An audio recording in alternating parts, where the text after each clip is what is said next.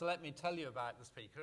She's Professor Sue Kimber from Manchester University, and I've known her for 40 years, I think it must be, or something like that. She's Professor of Stem Cells and Development in Manchester University, and I knew her because she got her first degree and her PhD from Cambridge here, and then she's worked in various other places before she went to Manchester. She worked in London and Copenhagen, but the last 18 years she's been in Manchester.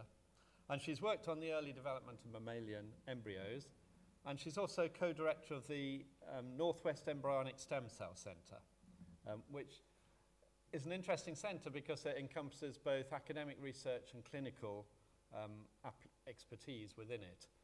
And we all hope, don't we, that we'll find cures for all sorts of nasty diseases we have, and I guess that's the long-term aim of this work, even if it's in early days. So the use of stem cells for therapeutic purposes is a really exciting possibility. I'm really most honoured to be invited to come and give this talk, and I'd like to thank the Faraday Institute and Bob in particular for inviting me. So we work on stem cells. We work on different kinds of stem cells, but I wanted to just start with a particular verse from Colossians that I particularly like, because I think it's the umbrella under which all our work is done. And that is, for by him all things were created, things in heaven and on earth, visible and invisible, whether thrones or powers or rulers or authorities. All things were created by him and for him. He is before all things, and in him all things hold together. And hopefully in our science, we hope that that is indeed the case, that all things hold together under God. So what I'm going to do today is I'm going to tell you about what a stem cell is. I imagine, and I'm sort of told in this audience, that I've probably got people who work on stem cells and know more about them than me, and people who really haven't much idea what a stem cell is. So I will try to speak to you all, and hopefully it'll be clear, and if it isn't, just shout, and I will try and explain what I've said. So we'll start by talking about what is a stem cell. I'm going to tell you about regenerative medicine and give a small biblical context to that. And I want to tell you about the different kinds of stem cells, adult stem cells and embryonic and embryonic-like stem cells, and their use in medicine. And I'm going to cover a few controversies and some thoughts. So what is a stem cell? So stem cells are unspecialized cells, and they have two defining properties. The first one is illustrated by this cartoon. They can undergo cell division to make more stem cells, and we call that self-renewal. And then as well as that, they have the ability to form one or more differentiated or specialized cell type. And depending on the stem cell will depend what they can make. So not all stem cells are the same, is the first thing to take home from this. So we'll start off with your bodies. In adult bodies, there are a whole load of different tissues, and most of these tissues contain stem cells. So unspecialized cells, they're present in our organs and tissues, and some of them have lots of them. One particular organ that is particularly rich in stem cells is the bone marrow, and those are probably the first stem cells that were identified. And these stem cells can be taken out and they can be grown in the lab and they can be used for research, but they can also be used for therapy, and they can be used for to treat the same patient they came from or other patients. So one illustration of what stem cells do in our normal bodies is from the gut. Now, in your gut, you probably know that you have indentations, sort of invaginations, that are called crypts. And one of those is illustrated here, this little dippy thing here. This is the lining of the gut, so this is where your food would move down. And at the bottom of these indentations, there are some stem cells. Why do we need those? Because our food is very abrasive, and we are effectively damaging the surface of our guts when we eat and when our food moves down the digestive tract. So we need to replenish those cells, and we replenish them by these stem cells. So these stem cells divide, and they make intermediate cells that move up the crypts, and finally they make specialized cells, the specialized cells that line the gut. So if there's a problem with your stem cells, you will be in really bad trouble because your digestive system will be wrecked. You need those stem cells there to replenish these cells. So that's the natural ability of stem cell population to repair when cells are damaged. So the natural function, I've said, is for these cells to, as a source of cells to repair, but also in the embryo, we have a stem cell population that's there to generate de novo the tissues that need to be formed during development, all the different tissues of the embryo and the fetus. So there's this initial stem cell population in the embryo as well. So we can utilize these stem cells for healing in medicine. First of all, we can develop ways to activate the stem cells when they don't activate on their own. So in some people, their repair mechanisms don't work very well. We might use drugs to activate their natural stem cells to actually start to divide and become the specialized cells that are damaged or diseased. But we can also use these stem cells to replace diseased tissues with those generated from the stem cell population. And we can do that by taking the stem cells out, putting them in the lab in a dish, and then coaxing them to start to form the particular specialized tissues that we want, and then putting them back. And stem cell therapies are actually happening now. You may not realize it, but some of them have been going on for absolutely decades, and I'm going to talk about those. So let's look at what we need in this kind of repair environment. So this area of using stem cells for repair is called regenerative medicine, the repair or replacement of diseased or damaged tissues. So if we have a clinician who is faced with a situation where there's a problem of disease, what would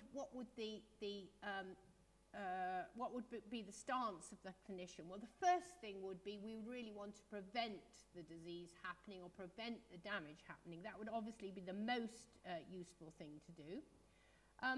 If we don't have any cure or any means of repairing the tissue, we might just leave the body to repair on its own, hoping that the endogenous repair mechanisms and stem cells would work. But if they don't work, we might want to use drugs to stimulate the stem cell population. But as we know, that isn't always possible either. So we all know about transplants in terms of kidney failure or severe heart failure. We know that we can now have another organ transplanted into the body. But we can also transplant cells into the body. It doesn't have to be an organ. So we can use cells as a transplant to repair the body tissue. And the final one down here is prosthesis. So many of you may know people who have had osteoarthritis. We get to a very severe and immobile condition, they may have had a joint replacement, and that's an actual synthetic joint. So that is also a means of regenerative medicine. Okay, so should we be doing all this stuff?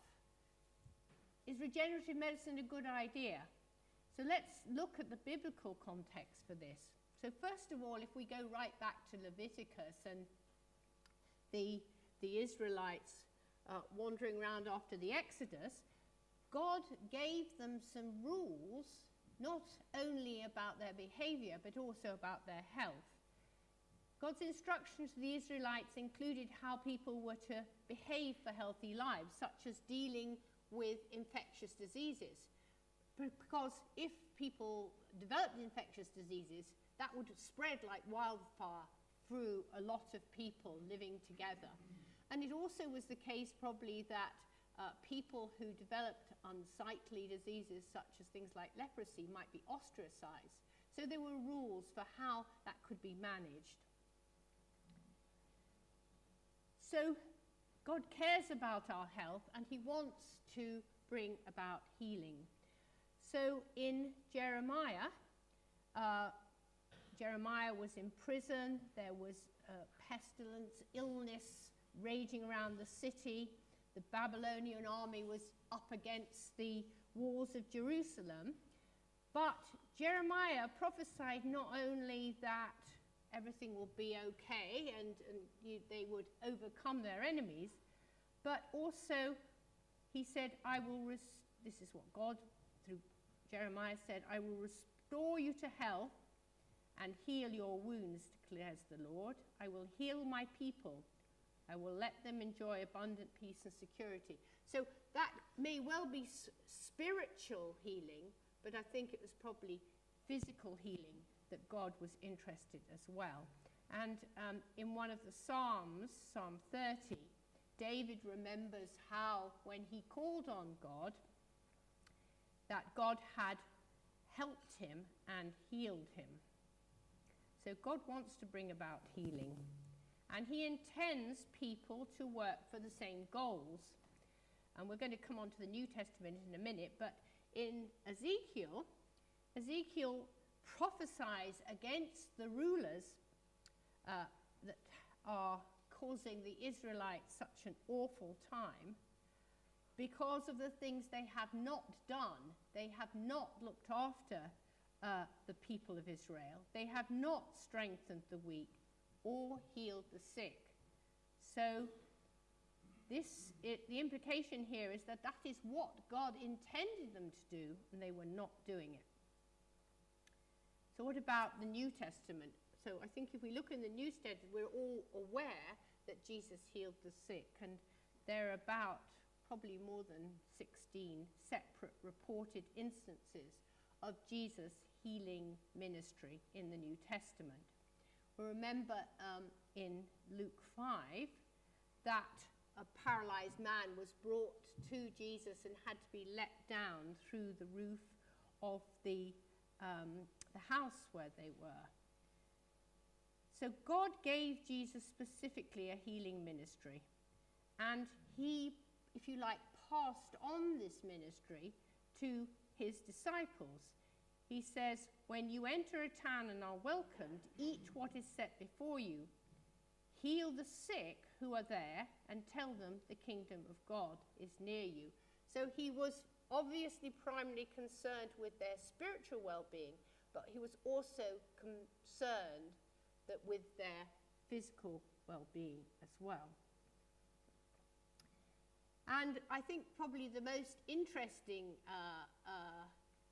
episode that I find is really helpful, because as a scientist sometimes you're up against a lot of obstacles, is in Mark 3, when Jesus heals the man with a withered hand in the synagogue. So Jesus said to the man with the shriveled hand, "Stand up in front of everyone." Then Jesus asked them, "Which is lawful on the Sabbath, to do good or to do evil, to save life or to kill?" But they remained silent. He looked around at them in anger and deeply distressed at their stubborn hearts, and said to the man, "Stretch out your hand." He stretched it out, and his hand was restored. So this was on the Sabbath, when you weren't meant to do any work. What we can infer from this is that healing is a good action, and it is more important to do what is right than to obey ritual laws. But also that we have to take responsibility for deciding what the right thing to do is. So, moving on from that, I would say that working for new kinds of therapies and medicines is a good action. Perhaps nobody would really argue with that. But we may have to come across obstacles of people that will put barriers in our way. But it's not going to be easy. Don't worry, I'm not going to go through this diagram, which is a bit daunting. But it's a pipeline for how we might get from a stem cell to a medicine that will be able to treat people. And it's just really here to show you that there are a whole load of different steps. There's a whole load of testing that has to be done. We have to obey all the rules of the regulators. We have to have protocols that are completely compliant with regulation and suitable for putting into human beings. And we might get to the point where we've got all this, but we can only treat one person with this tiny little cell population. So if we're going to be able to make these kind of therapies available to people in general, in our health systems, we're going to have to scale up the kind of work we do in the lab to allow that to happen. And sometimes things go wrong when you try that kind of scaling up. So here we might get to using our safe and tested therapy in a single person, but we will then have to scale it up, and they will then have to go through phase 1, safety trials, phase 2, a small efficacy trial, phase 3, clinical trials, before we ever get to community availability. And then we have this knotty problem: is our NHS or our health services in other countries going to be able to afford it? And are they going to approve it for use generally in patients? So there's a long and difficult road for us to negotiate. Now, if we look on the clinicaltrials.gov website, we can see 7,581 clinical trials registered under the word stem cell. So that sounds incredibly impressive, but actually if you look into it, you'll find that some of these trials have been stopped. Many of the trials, there is no indication of outcome, and actually it's very unlikely that more than a very tiny minority of these trials will actually get to this point here for community availability. So this is a big mountain that has to be overcome. So how are stem cells being used in medicine today? So the first thing is just to tell you the things that are out there at the moment. And the first one of those is the use of blood stem cells, known as hematopoietic stem cells. And those are stem cells found in the bone marrow. And they have been used for many decades now. You will know people who have had a bone marrow transplant. And that's what's actually happening when people have a bone marrow transplant. They're being given somebody else's blood stem cells. 26,000 patients are being treated with these kind of stem cells in Europe now, mostly for disorders of the blood system, particularly leukemia. More minority stem cell treatments are from skin stem cells, mostly for burns victims, and I'm going to come back to that because there's been some major breakthroughs here for using them for genetic disease recently. And also corneal stem cells found just in the corner of your eye, which are being used to make new corneas for people who have chemical burns which destroy their cornea. And recently there was conditional approval in Europe for this product, Holoclar, from the company Cheesy. So this is becoming mainstream now, but not just mainstream in our health services. Okay, so hematopoietic or blood stem cells, when would you use them? So this is used generally when there's a patient with a blood disorder, particularly white blood cell cancers. If you get such a cancer, you will be given chemotherapy to kill the cancer cells, but that chemotherapy is toxic to your immune system, so it's going to kill your the patient's own bone marrow cells as well. So what happens is you will have a bone marrow donation.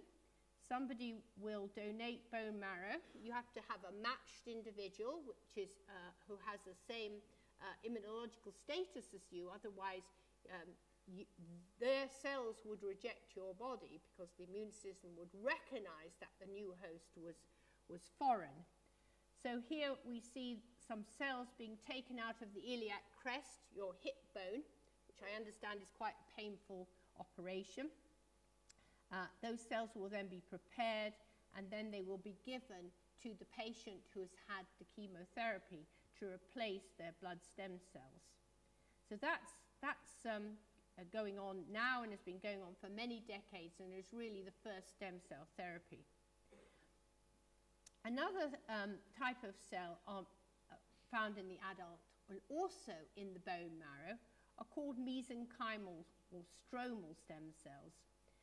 And originally these cells were thought that they might be useful for making cells of the skeleton, bone and cartilage. But now we think their main use is because they're able to modulate the immune system. Now, obviously, to prevent and control infections, you need your immune system to fight off those infections.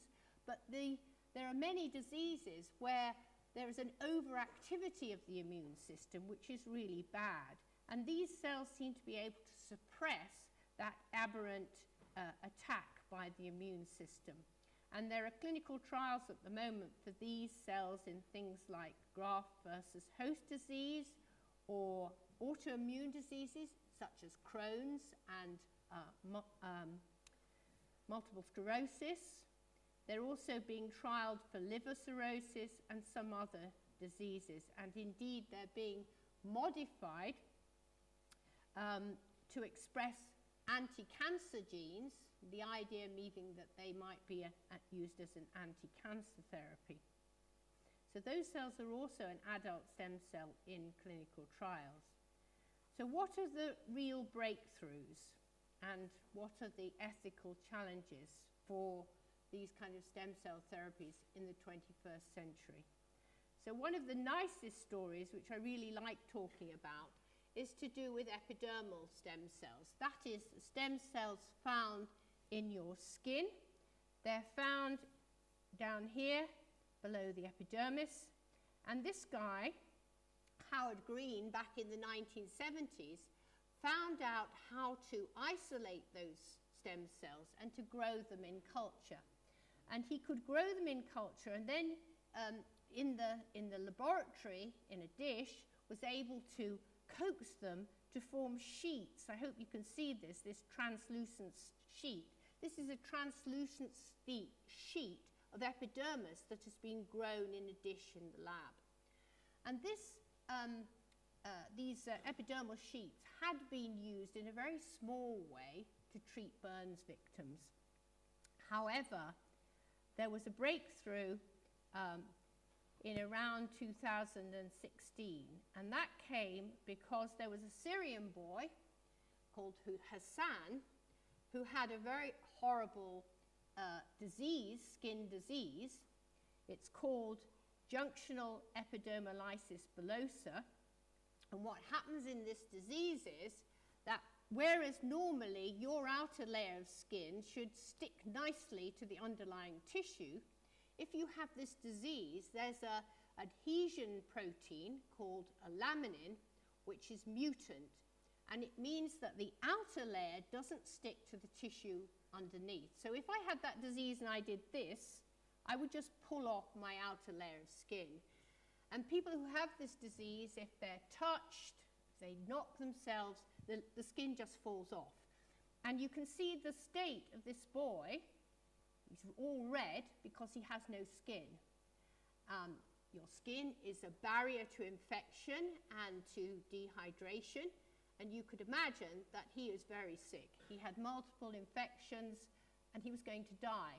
He had a skin graft from his father, which it failed, but his clinician heard about a group in Germany that were doing some new skin therapies and wrote to them. And they said, we can't do anything, but we know somebody who might be able to help you. It's never been done before, but we can try. And that was this guy, Michele De Luca. So Michele De Luca was one of Howard Green's students, and he had been developing that epidermal sheet therapy. And he said, well, we've never done this, but we'll have a go. So what they did was they took very tiny biopsies of the epidermis of Hassan, and they put them into culture and grew them up. Now you remember that this boy has a mutation that's causing this epidermal bullosa, epidermolysis bullosa. So it's no good just making sheets of his cells and putting them back, because they're going to be just the same as his original skin.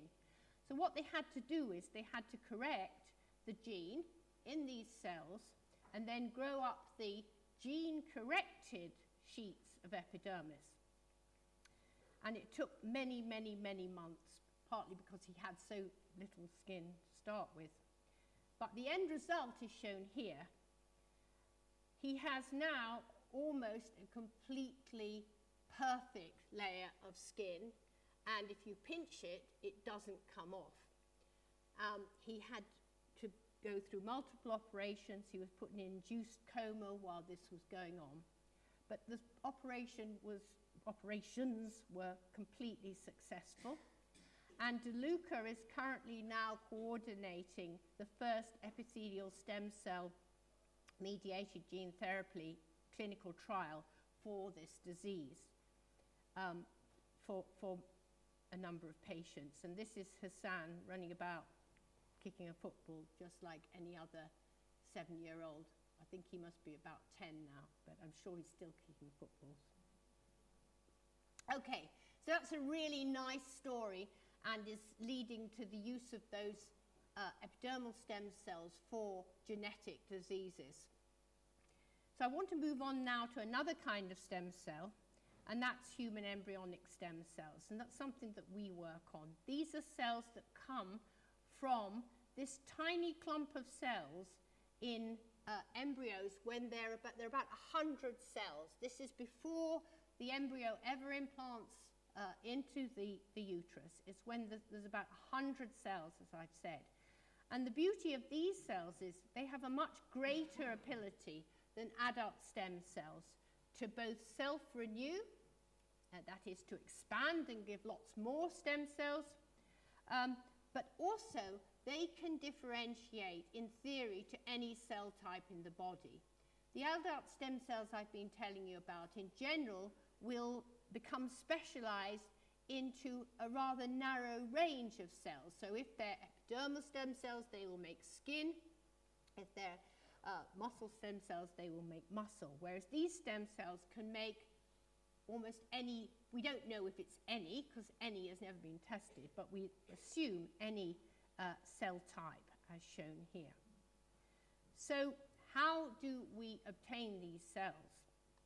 So in the course of assisted reproduction programs such as IVF, we get fertilization of an egg, and then that egg will divide to give a clump of cells, and eventually we will get to this stage in about 5 days, which is that structure I told you about, the blastocyst.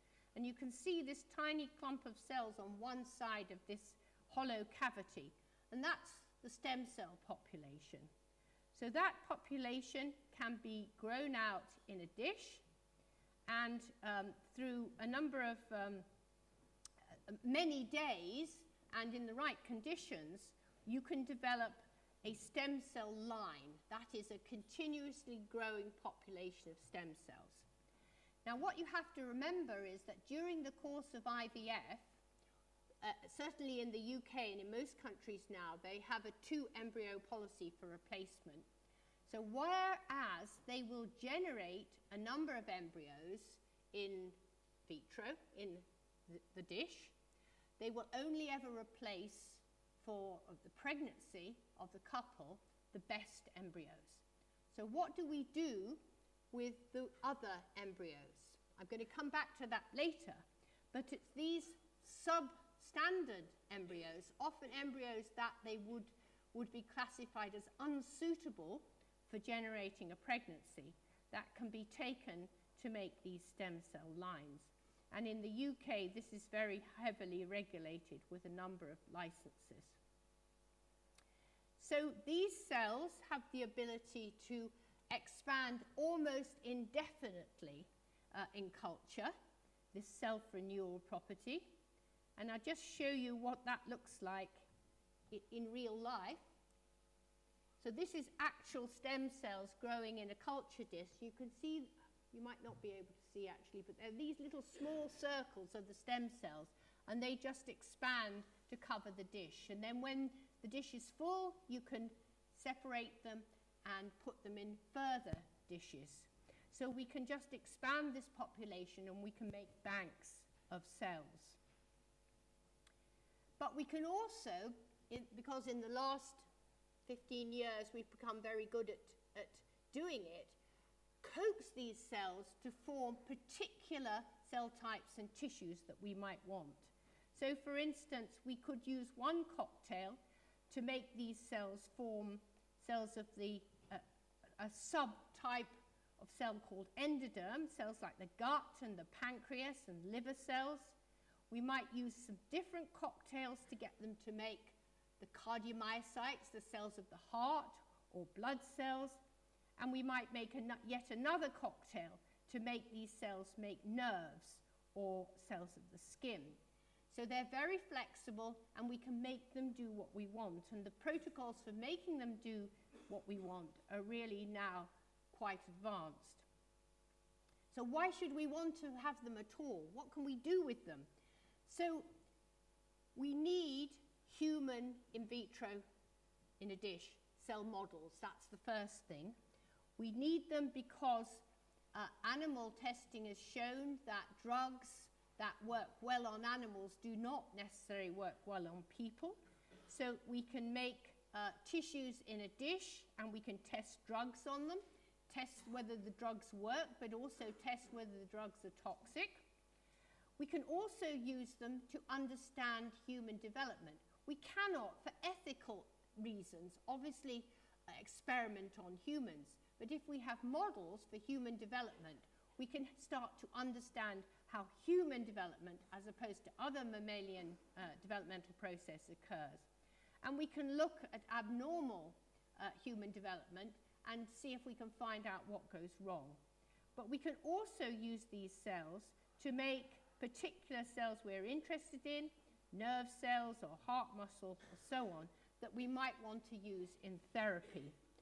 So we can make, the beauty of these cells is we can make large numbers of them, we can bank them in large numbers, and then we can coax them to make what we want in order to use for therapy.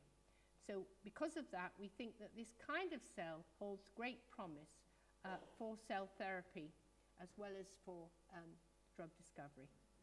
So I'm just going to tell you one tiny bit about what we've been doing in Manchester. Mostly I'm going to tell you about what other people have been doing. We're interested in osteoarthritis. Now, you know that your joints, most of your joints anyway, move really easily. Why do they move so easily when you've got one layer of tissue rubbing against another? It's because they have a layer, which is shown in red here, called articular cartilage. And this provides a low friction shock absorber at the ends of the bones to facilitate this friction-free movement. And it's a very specialized tissue made by a single cell type called a chondrocyte. Now in osteoarthritis, this tissue gets worn away. And that's just shown here, where this white layer here is gone.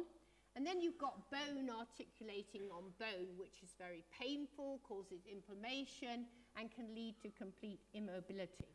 And it's a major problem. It affects many, many people, 34 to 40 million Europeans, and it also costs our health services a lot. Now, you may say, well, I know people who've had a joint replacement. That's fine. You can go out and get a joint replacement when things get really bad. But there are no standard joint replacements for finger arthritis. So it's only certain joints that that works for. And in general, those kind of joint replacements are not suitable for younger patients who may want to still be running around on the football pitch. So we have been developing a protocol to make cartilage from these embryonic stem cells. And I'm not going to go into this in detail, just to say that there are a number of stages to this protocol. We make these pre-chondrocytes in a dish, and then we put them in a gel carrier, and we have to test them in animals. So this is to explain to you, and use as an example to explain that we can't just make these cells and then put them straight into humans. We've got to make sure they're safe. So we put them into a defect in the hind limb joint of a rat. It's a rat that doesn't have a complete immune system, or it would reject the human cells. And what you can see here is the outcome, this nice shiny cartilage in the defect region. And here this pink is staining for this cartilage tissue. Now we've converted this protocol to one that is suitable for clinical therapy, but we still got to do more testing before we can get to the point of actually using these cells in a clinical therapy. But there are a number of people who are way ahead of us. And one group of people are those at the UCL, University College London. It's also a company in the States, who have been developing embryonic stem cells for macular degeneration. Now here, the problem is that the cells at the back of the eye here, there are obviously rods and cones which receive the light and transmit that to the brain. But there's also another very important layer called the retinal pigment epithelium.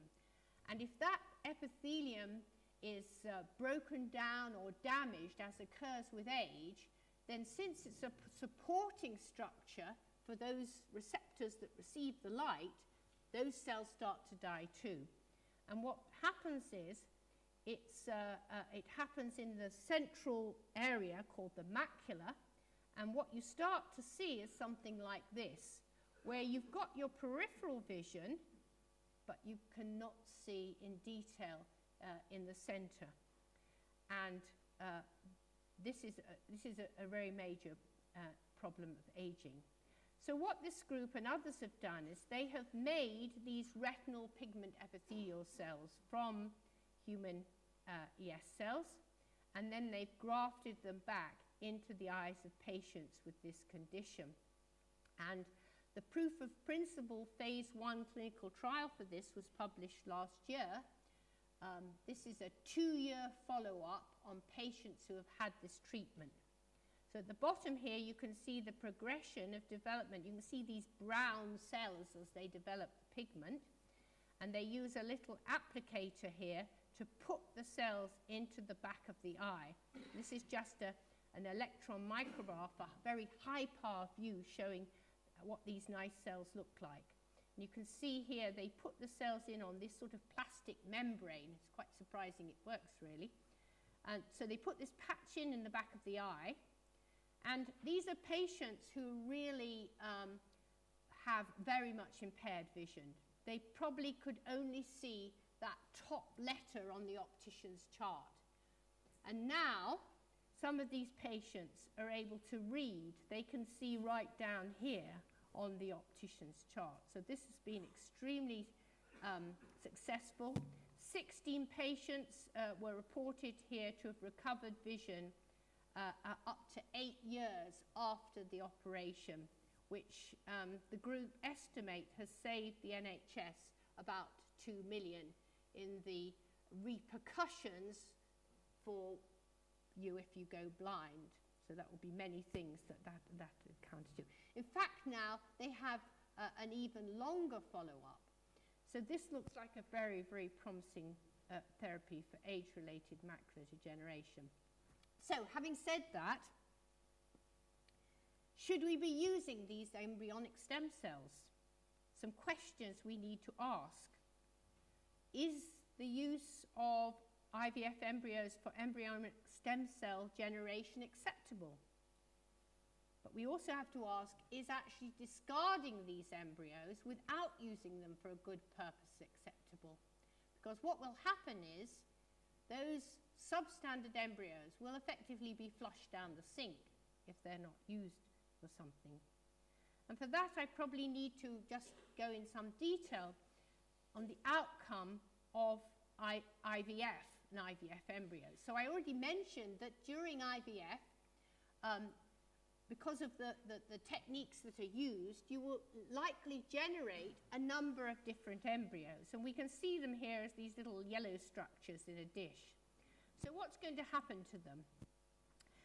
Obviously, the best embryos, remember I said that the policy is to replace only 2, and that's because multiple pregnancy is the most serious single biggest risk to both the mother and the child, and predisposes to miscarriage, cerebral palsy, and a whole lot of other conditions. So that's what the guidance is. So these will be transferred back to generate a pregnancy. Some of these embryos will be frozen so that in the future that family may be able to expand. A couple will be able to extend their family. But we still have some others here, some ones which are looking a bit ropey. What are we going to do with those? We could just discard them. They could just be thrown away. Or we could use them for research, or we could use them for generation of stem cells. So what about these frozen embryos? What's going to happen to those? So they may be used by the patient, but in general, not all frozen embryos are used by the couple. So they might be, they're being used by the couple. They might be donated to another couple if the patients actually decide that's what they want to do. But they may not. This may not happen, and we have a rule that after 10 years, those embryos have to be destroyed. So should we discard them? Should we use them for research? Or should we use them to make stem cell lines? And we have to remember, when we're thinking about this, that some embryos that develop even after implanting in the womb are never going to generate a fetus. Or indeed, we can't say that this one structure is actually going to make a single individual, because it could form no individual, or it could form twins. The actual axis which determines the nervous system hasn't formed yet. So we can't say that this is a person. Personhood must be acquired later. And indeed, there are different positions as to the ethical status of the pre-implantation 100-cell wall of cells of the human embryo. Some faith traditions give full protection, equivalent to a person from the day of fertilization. Others have a stance of increasing protection with development. So, is this ball of cells equivalent to a 4-month-old baby? So you may have heard this analogy before, and that if there's a pre-implantation embryo in one room and a 4-month-old baby in another room, and the house catches fire, which do you go and save? We assume you can only save one in that scenario. Also, this is not equivalent to a fetus. Once isolated, these cells can't even together make a fetus. If stem cells can give rise to a cure for an incurable disease, is it ethical not to use them to try and save a life? But on the other hand, many people will bring up the slippery slope argument. If we start doing this, does this lead to other things? Because, yeah, well, it's okay to do that, so we'll go a little bit further. But I just want to remind you that this is a ball of 50 to 150 cells of about 1/10 of a millimetre. It lacks recognizable structures, is non-sentient, there is no nervous system, in fact there are no fetal tissues at all. And we know that naturally between 50 or maybe a third and 50% of embryos actually perish in the reproductive tract at this early stage. So normally, not all the embryos that reach this stage will make a person. Okay, so it's in the balance. Is it ethically acceptable to generate stem cells from human pre-implantation embryos, or is it ethically acceptable to discard these without using them for an important and medical use, such as developing treatments? So one thing we might want to ask here is, what are the alternatives? Are there any alternatives here to these wonderful stem cells? Well, actually now there are starting to be. And that's because this guy, Shinya Yamanaka, he actually won the Nobel Prize for Physiology and Medicine some years ago with John Gurdon from here in Cambridge for this technique, has been able to show that you can make another kind of stem cell called induced pluripotent stem cells, which are very, very similar to these embryonic stem cells, by taking just cells from your or my body. And this dogma has always been that development is one directional, it's vectorial. We go from this pre-implantation embryo, later we form a fetus, then we get the newborn, then we get an adult. But Yamanaka showed that you could take cells from the body, and then using particular gene cocktail, you could reprogram them so they're no longer specialized cells, and instead they're like the embryonic stem cells of that pre-implantation embryo. And then you can use different cocktails to make them form different cell types. And indeed, clinical trials with these cells have now started, particularly in Japan, but there are a few problems with them, and partly due to the way that they've been reprogrammed. So I didn't really have time to go into that, but let's say this is very promising, but we're not at the stage of having a whole raft of different clinical trials from these induced pluripotent stem cells yet. Okay, so I'm almost finished, you'll be glad to know. But I just want to bring up some other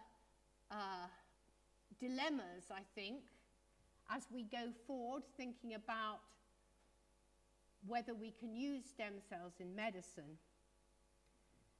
If we look at the registered clinical trials, we find that there are many claims, but fewer examples with evidence of real tissue repair. There has been a bit of a bandwagon. People have rushed into doing things, and sometimes there isn't the evidence there, even where the therapy is quite safe, that actually repair is taking place. Most of the safety trials are from adult tissues so far, adult tissue stem cells, and interestingly, quite a number of those trials have been withdrawn, the implication being that they don't work. Very few of these trials show outcome, and there is not an absolute requirement to publish the results of clinical trials across the world. So that means we often just don't know what happened. And we have to remember the first clinical precept, do no harm. So there are also a lot of charlatans out there. You may have heard about stem cell tourism. I think many people think that unscrupulous people in Eastern Europe or somewhere in some remote place in Asia set up a clinic and then are tempting desperate parents, often with very sick children with congenital disease, to go out there and get injected with some completely unknown substance. And that has happened. But unfortunately, it's not it's not restricted to that. Stem cells are being marketed direct to consumers, and this is particularly a problem in the US. In 2016, there were 351 businesses and 570 clinics, some with completely undefined stem cell products, often advertising that their stem cell product was available for multiple applications. And many of those organizations had crowdfunding. Basically, they're advertising they're good at sales and they get money in, often from people who have relatives with incurable diseases. There's evidence of testing of efficacy and safety is very limited in these cases. There is a lack of any independent review of the evidence of their efficacy. There is quite often evidence of regulatory non-compliance. There are also unproven cosmetic applications. And I think what is most upsetting and worrying, direct marketing to parents for treatment of minors who we could argue do not have the capability of themselves consenting. So this is a bit of an ethical minefield, really. We also have to think about health resources. They're limited. Where are we going to spend our money? Are we going to spend it on stem cell treatments, or are we going to spend it on something else? And if we do spend it on stem cell treatments, is there going to be equity? Is it going to be that these treatments are so expensive that they're only going to be available to the rich, or will we be able to afford them for the general population? And finally, can such therapies always be claimed to do no harm? We have to make sure that the regulatory environment is such that that is the case. Can they always claim to heal and do good? So just to summarize what I've said today, I've told you that stem cells are present within the embryo and adult, that they give rise to the developing organs, and in the adult they are there to repair your tissues. We can take these stem cells out, we can grow them in the lab, and we can develop potential treatments for them. I've told you that bone marrow stem cells have been used for many decades and are standard clinical treatment. There are other treatments like those mesenchymal stem cells that are currently being trialed for immunological conditions. I've told you that embryonic stem cells can be easily expanded and give a much wider range of specialized cells, and they're starting to be tested and used for therapy. They pose ethical dilemmas, but I would claim that there are no types of stem cell treatment, or indeed probably any other treatment, that are completely ethics-free. Tissue cells can be reprogrammed to be like these embryonic stem cells. We call them induced pluripotent stem cells, but they need safety testing, and I didn't go into this, but it may be best that they can be used from tested donors. And finally, we need a good climate and environment of regulation and oversight to ensure cells only are used when they are safe and efficacious. So thank you very much for listening, and I'll be very happy to answer any questions.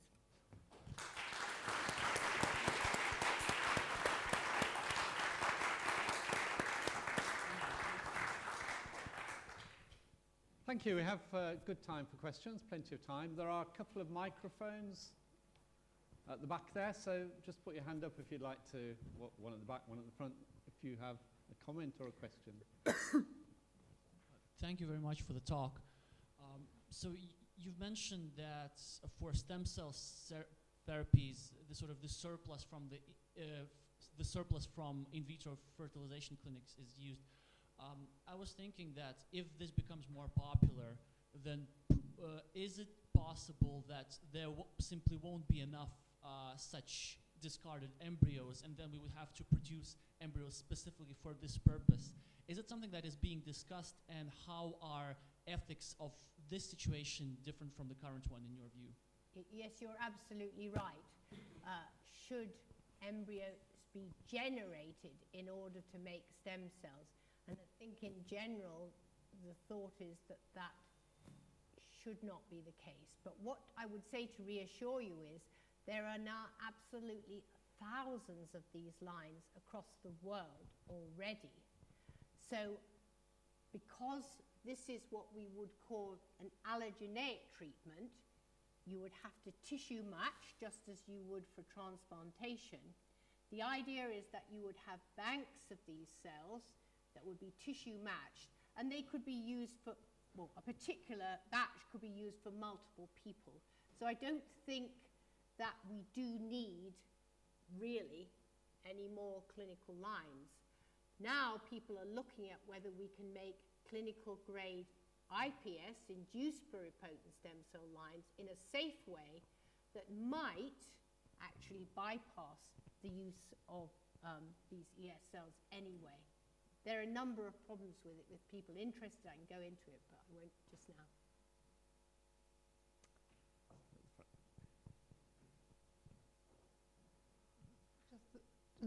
Just a thought occurred to me just now. Are the stem cells of animals, if you say they're undifferentiated from the fetus, is an animal stem cell could be used for humans, or are they completely different? Well, the problem is that would be a xenograft. And what that means is that your body will recognize these cells as being completely foreign and reject them. So we can't really use animal cells. People have been trying to do it with pig organs. You are going to need a large amount of immunosuppression. There are ways that people can manipulate the cells to make them less immunogenic. But in general, the answer is really you can't do that. There are barriers between us in terms of the immune system. I would recognize that your cells were foreign and reject those cells if we weren't tissue matched. But the barrier between species is even greater. Thanks. This is the one that,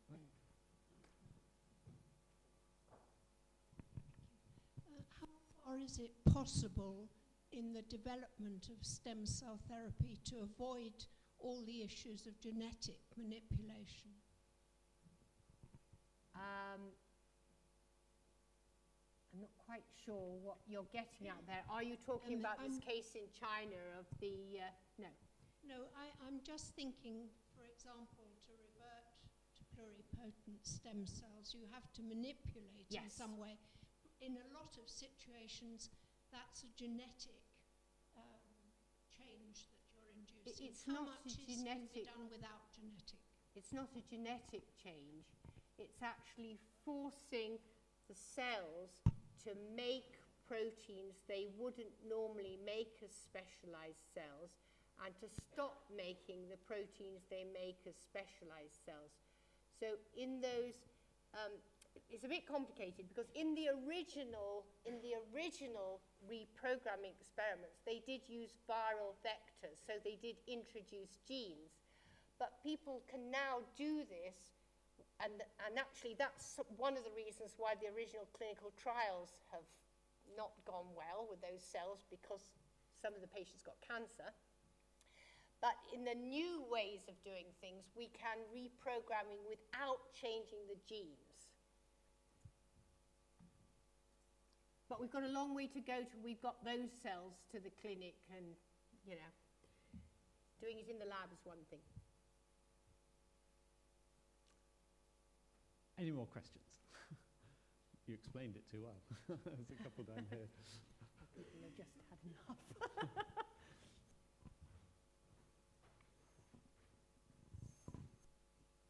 Thanks. A question occurred to me due to earlier questions. If a stem cell, an embryonic stem cell line can, in theory, replicate indefinitely to a bigger and bigger group, doesn't that mean that well, if you continue doing this, eventually you don't need any embryos at all because you got, Yes. well, enough. I thought you were going to ask me another question, which is important from that. But yes, we can expand them and expand them and expand them. But what we've got to remember is that if we look across this room, people here all have different genetic makeup, and they also have different tissue types. So we can't just have, one master line that we could use for everything, because just as in a transplant, if we're going to use those cells in a different person, we need to match them. So we need a lot of different lines. Now, the question I thought you were going to ask was, isn't that dangerous because these cells might divide and divide and divide in the body if we put them in? And the answer to that is we would never put them in as stem cells. We would always produce almost fully differentiated cells in the dish before we put them in. So you asked two questions. Can you say how many cell types there are in general? How many lines would you need? 200, I think it is. 200. Oh, do you mean cell types, or how many lines would we need? Yeah, how many lines would you need? Yeah, that's a really interesting question. In a population that's quite, I was going to say inbred, I don't really mean inbred, homogeneous, such as Japan, it's been considered that you probably might need about 150 lines. But in a cosmopolitan and very, very mixed population, such as the UK, it's going to be many, many more than that. But not impossible. Not impossible, Yeah. no, not within the, billions. Yeah. Yes, you said, you mentioned how many different trials and such like were listed with stem cell in their title somewhere, and you said very few of them seem to be producing anything. Do you have any idea why there are so many going wrong, and not just because it's hard? Yes, they don't work. Because, well, this is probably, might be quite controversial for some of the people who are doing this. There was a massive bandwagon, I think, probably around 2005 onwards.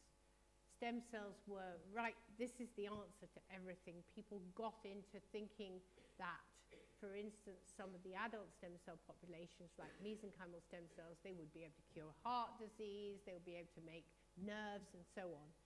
And because you need very little manipulation of those cells, it is much easier to get to a clinical trial. And those clinical trials just haven't worked. They don't work. We need to focus on using the right cells and the right protocols to make the right tissues. And I think people have rode back on that because, I think if you look at how the clinical trials increase, there's a massive increase, and then it's probably leveling off now. The other thing is that people may have tried those cells in an animal model, and it seemed to work well, but when they tried them in human beings, they just don't really work very well. I'm sure there are multiple reasons, so it's really the answer to your question.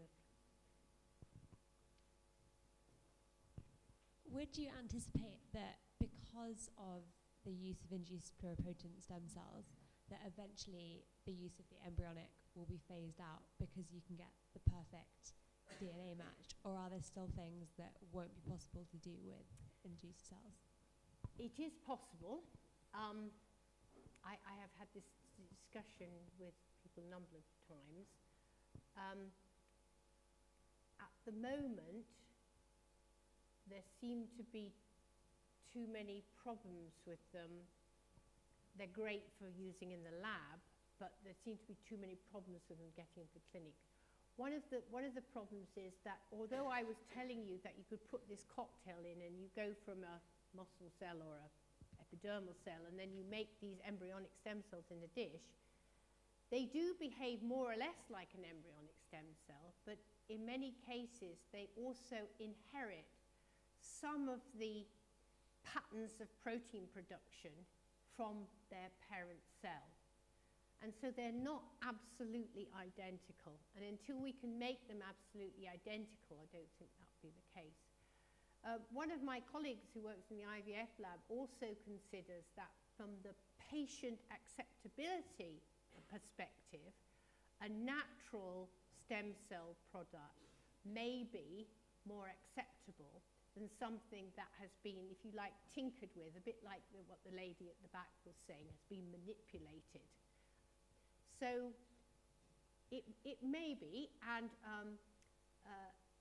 since Shinya Yamanaka comes from Japan have put massive amount of money into developing that side for clinical therapy of induced pluripotent stem cells. They have a very light regulatory framework, which almost is, if you try it in a patient, it works, then it's approved until you show something goes wrong, as opposed to ours, which is you've got to show nothing is going to go wrong in any way before we can let you go into a clinical trial. And because of that, they have had a few withdrawals of those programs. So it may be, but I think it's not in the next 3-4 years. I would never say never, but So at the front here.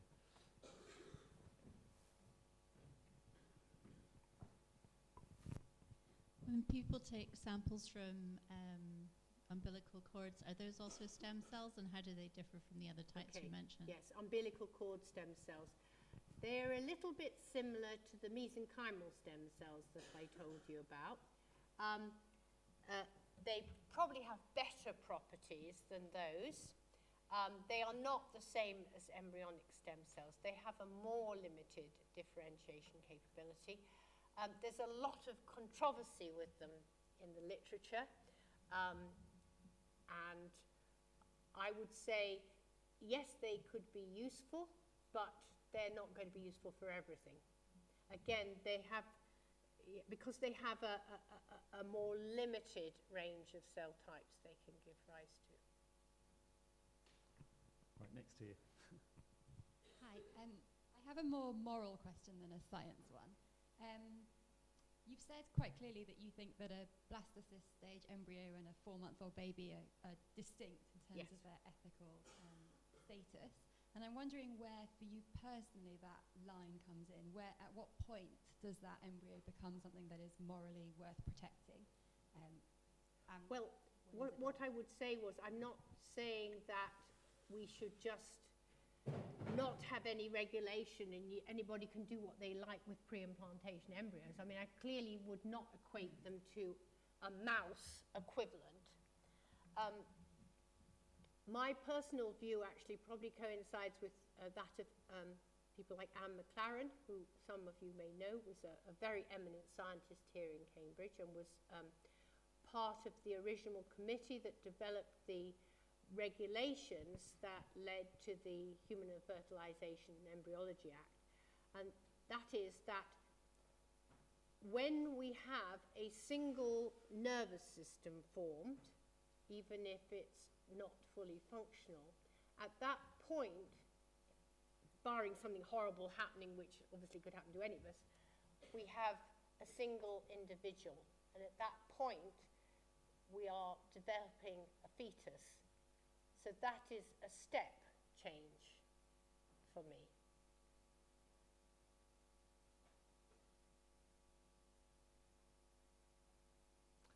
I think we'll maybe just take another couple. We've had Sarah before.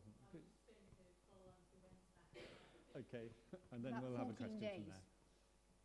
14 days, sorry. Yes, Yeah. and these embryos, these pre-implantation embryos are about 5 days. If you take a last question now, then thank you. Thank you for an excellent lecture on stem cells. I have learnt a lot. Oh, thank you. I would also think that I would ask you, do you think all scientists should read the Bible and be proficient in studying the Bible before they go any further in their science? What a fantastic question. Well, of course they should, yes, but they won't. I think what I would say was I think there are more scientists who would be more agreeable, amenable to reading the Bible, maybe than there are academics in the humanities. Because I think when we work in science, we say how absolutely incredible the world is, how almost unbelievable the organization is that gives rise to living creatures, that it actually precipitates the idea that there must be a God. But I don't think that means that all scientists will necessarily read the Bible, I'm afraid. Okay, thank you very much. Let's thank Sue again.